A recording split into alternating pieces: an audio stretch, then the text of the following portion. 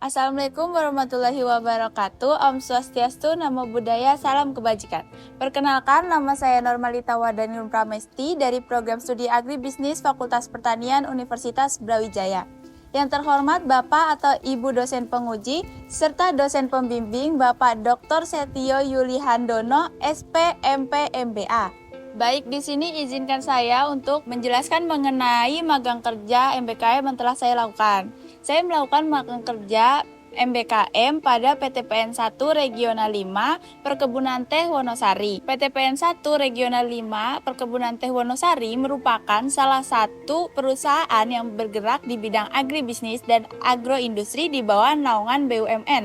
Adapun kegiatan ini saya lakukan selama 4-5 bulan dimulai dari tanggal 19 Februari sampai 21 Juni 2024 dengan durasi jam kerja yaitu 723 jam. Di sini saya ditempatkan pada dua divisi yaitu divisi afdeling kebun dan divisi pabrik. Di mana divisi afdeling kebun saya dibimbing oleh pembimbing lapang yaitu Mas Bukin Nur SP selaku asisten tanaman Gebuklor. Lalu pada divisi pabrik di sini saya dibimbing oleh Bapak Ahmad Irfan STP selaku asisten teknik dan pengolahan pada pabrik Wonosari.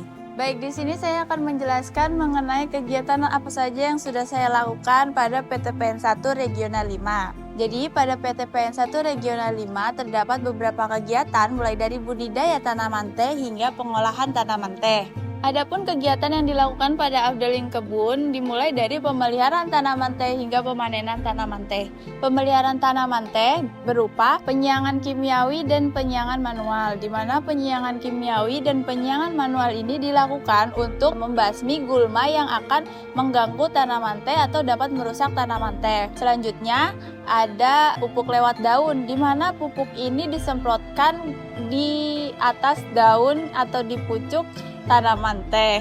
Selanjutnya ada pemanenan teh yang dilakukan dengan cara pemetikan, di mana pemetikan ini terdapat 3 cara. Yang pertama yaitu pemetikan manual menggunakan tangan atau sabit, lalu ada pemetikan menggunakan mesin single yang dioperasikan oleh 1 orang, dan ada pemetikan mesin double yang dioperasikan oleh beberapa orang, di mana beberapa orang ini ada yang bertugas mengoperasikan mesin, ada yang bertugas untuk pendistribusian pucuk daun teh dari mesin ke tempat sortasi, dan ada pekerja yang melakukan sortasi sebelum daun teh dimasukkan ke dalam rajut. Selanjutnya, kegiatan yang dilakukan pada pabrik itu ada beberapa tahapan. Yang pertama itu ada penerimaan pucuk, lalu ada pelayuan, ada penggilingan, oksidasi enzimatis, pengeringan, sortasi, pengemasan, dan yang terakhir adalah kaptes atau uji indrawi.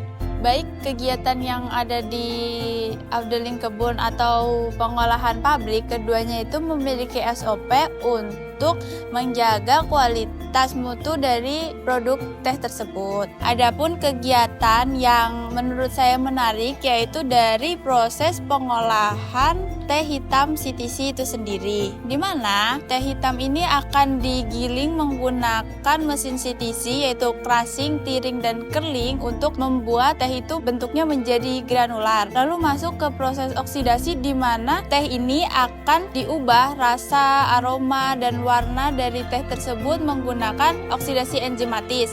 Lalu masuk kepada pengeringan di mana pengeringan ini dilakukan untuk mematangkan teh hitam CTC ini. Lalu ada proses sortasi untuk memisahkan antara mutu 1 dengan mutu 2. Selanjutnya ada pengemasan, yaitu pengemasan yang disesuaikan dengan mutu per paper sack. Lalu masuk ke kaptes, di mana di kaptes ini dilakukan uji indrawi. Jadi di sini itu kita bisa menguji rasa, aroma, kenampakan dari teh yang telah diproduksi.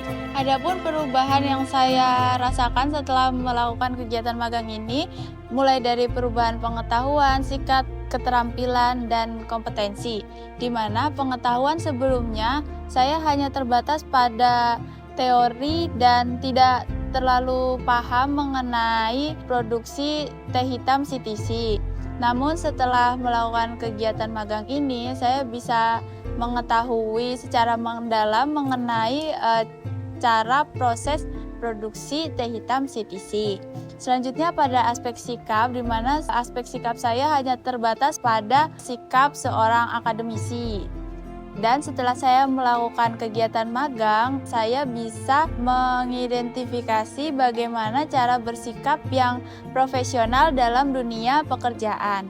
Selanjutnya pada aspek keterampilan, di mana keterampilan mahasiswa hanya terbatas pada praktek yang dilakukan pada perkuliahan dan terbatas hanya pada pembelajaran di perkuliahan. Namun setelah mengikuti kegiatan magang, mahasiswa bisa lebih mengasah soft skill dan hard skill-nya. Selanjutnya pada aspek kompetensi, mahasiswa sebelum mengikuti kegiatan magang hanya terbatas pada keterampilan dan pengetahuan yang ada pada perkuliahan. Setelah mengikuti kegiatan magang, mahasiswa bisa mengkolaborasikan antara pengetahuan dan keterampilan yang didapatkan pada perkuliahan dengan praktik pada lapang secara langsung, di mana mahasiswa menjadi bisa berpikir secara kritis dan memiliki kemampuan untuk memecahkan masalah yang ada pada lapang. Adapun hambatan atau kendala yang saya alami pada saat mengikuti kegiatan magang MBKM yakni pada saat proses pendaftaran kegiatan magang MBKM Mitra FP kepada pihak PTPN 1 Regional 5. Adapun hambatannya yaitu pada proses pengajuan surat izin magang yang akan diberikan kepada pihak PTPN 1 Regional 5 Perkebunan Teh Wonosari dianggap terlalu mendadak oleh perusahaan.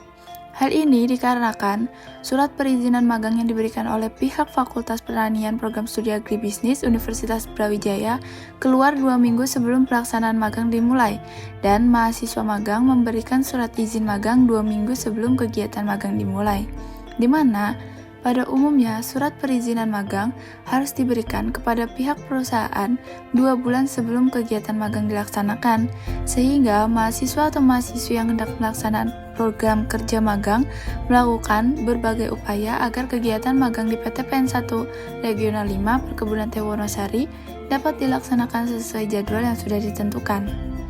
Selain itu, terdapat pula permasalahan atau kendala tentang adanya mata kuliah yang kurang relevan dengan kegiatan yang terdapat di PTPN 1 Regional 5 Perkebunan Teh Wonosari.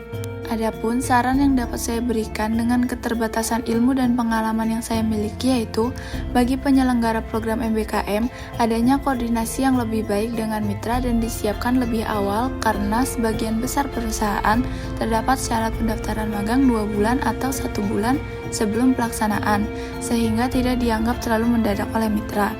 Selanjutnya, bagi mahasiswa yang akan mengambil MBKM, perlu mengetahui program dan kegiatan yang ada pada PTPN 1 Regional 5, sehingga dapat menyelaraskan dengan mata kuliah yang akan diambil untuk meminimalisir ketidakrelevanan antara kegiatan dengan mata kuliah yang diambil. Mahasiswa juga perlu mempersiapkan diri untuk belajar dan mengembangkan diri dalam praktik langsung. Selain itu, mahasiswa juga harus bisa memilih mitra yang sesuai dengan minat, sehingga bisa lebih maksimal dalam mengembangkan ilmu pengetahuan dan keterampilan yang dimiliki. Baik, sekian penjelasan dari saya. Kurang lebihnya mohon maaf. Wassalamualaikum warahmatullahi wabarakatuh.